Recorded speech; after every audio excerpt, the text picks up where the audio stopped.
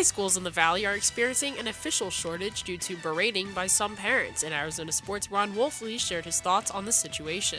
Ripping these referees?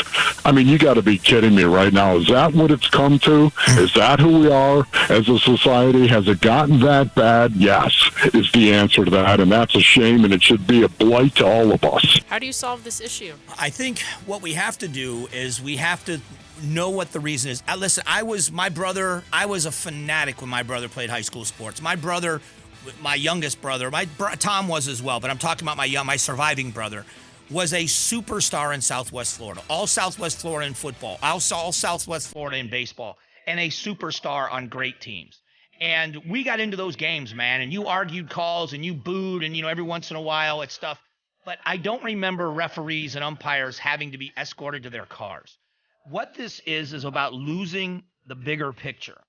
My brother is a good man, and my brother learned a lot of life lessons about being a good employee, a good boss, a good husband, a good brother, just a good person by being in a situation where he worked on a team with people that he didn't necessarily always agree with.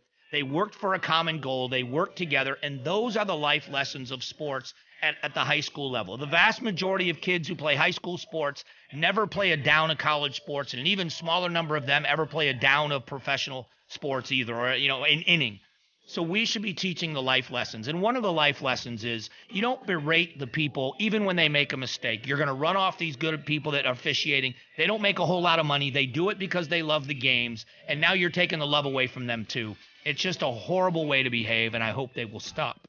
You are taught, or should be taught at a very young age, you win with grace, you lose with dignity. There were a couple of really big games yesterday in the NFL. I would say arguably the biggest, was between the Chiefs and the Bills.